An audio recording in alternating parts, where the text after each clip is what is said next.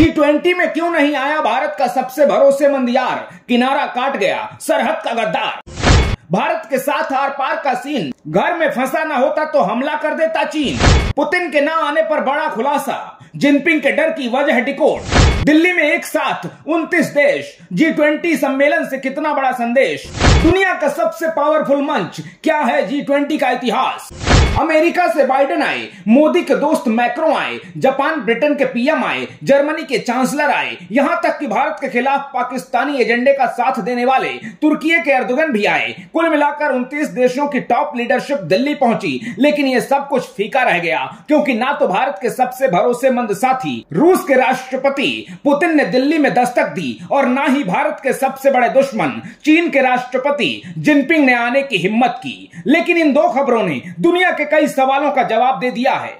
G20 summit के लिए Putin का भारत न आना चौंकाने वाला नहीं है, क्योंकि अमेरिका यूरोप से युद्ध के बीच उनका आमने सामने आना मुश्किल है। लेकिन जिनपिंग का भारत न आना एक साथ कई सवालों का जवाब है, क्योंकि 2013 में सत्ता संभालने के बाद पहली बार जिनपिंग ने G20 समिट से दूरी बनाई है। इस वक्त जब दुनिया यूक्रेन युद्ध समेत कई बड़ी चुनौतियों का समाधान ढूंढ रही है, ऐसे में सबसे मजबूत वैश्विक मंच से दूरी बनाना जिनपिंग की सोची समझी चाल है। ऐसे में जिनपिंग के भारत न आने के 3 बड़े मायने निकलते हैं। पहला ये कि भारत और चीन के बीच अब पाकिस्तान से भी ज्यादा तनातनी है। दूसरा ये कि चीन को अब भारत के आगे निकलने का डर सताने लगा है। तीसरा ये कि अमेरिका यूरोप में भारत का बढ़ता प्रभाव चीन की आंखों की सबसे बड़ी चुभन है, क्योंकि हाल ही में जब ब्रिक्स सम्मेलन में मोदी और जिनपिंग आमने सामने थे तो भारत चीन के बीच सीमा विवाद को सुलझाने की बात हुई, लेकिन चीन इस विवाद को बनाए रखना चाहता है। इसलिए मोदी जिनपिंग की मुलाकात के कुछ दिन बाद ही अरुणाचल प्रदेश और अक्साई चीन को अपना हिस्सा बताकर एक नक्शा जारी कर दिया। ऐसी हरकत से चीन खुद को भारत से ऊंचा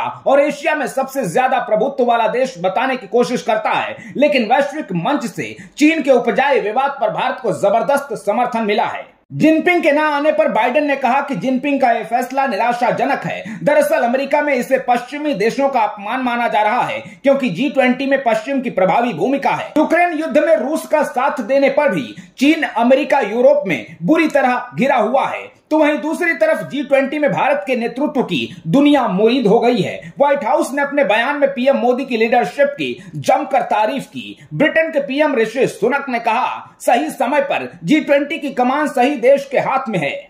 तो वहीं फॉरेन एक्सपर्ट्स के मुताबिक भारत के प्रति इस सम्मान और लगातार बढ़ते वैश्विक सहयोग ने चीन को परेशान कर दिया है। इसलिए जिनपिंग किसी भी ऐसे मंच पर मोदी के सामने नहीं आना चाहते जहां वो असहज महसूस करें। इस बीच पुतिन ने जब G20 से दूरी बनाई तो जिनपिंग की मुश्किल और बढ़ गई, क्योंकि वो दुनिया के टॉप लीडर्स के सामने अकेले पड़ जाते। ऐसे में जिनपिंग को नजरअंदाज किया जाता तो चीन की इंटरनेशनल बेइज्जती तय थी। ऐसे में जिनपिंग के पास इस समिट से दूर रहने के अलावा कोई दूसरा विकल्प नहीं बचा था। चीन जिस मंच से इतना चिढ़ा हुआ है, अब आपको उसकी अहमियत बताते हैं। G20 यानी 20 देशों का समूह साल 1999 में जब एशिया में आर्थिक संकट आया तो तमाम देशों के वित्त मंत्रियों और सेंट्रल बैंक के गवर्नर्स ने मिलकर एक फोरम बनाया।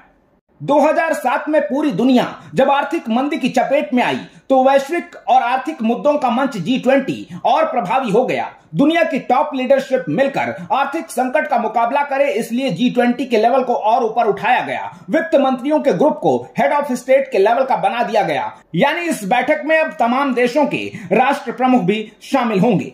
राष्ट्राध्यक्षों की अगुवाई वाली G20 की पहली बैठक 2008 में अमेरिका के वॉशिंगटन में हुई। अब तक ऐसी कुल 17 बैठकें हो चुकी हैं। भारत पहली बार G20 के सम्मेलन का मेजबान बना और पूरी दुनिया ने भारत के नेतृत्व का लोहा माना। दिल्ली में G20 समिट के आयोजन पर आपकी क्या राय है, कमेंट बॉक्स में जरूर बताइएगा। देश से जुड़ी हर जरूरी खबर को जानने समझने के लिए ABC भारत को फॉलो भी कीजिएगा। आते रहिए। जय हिंद।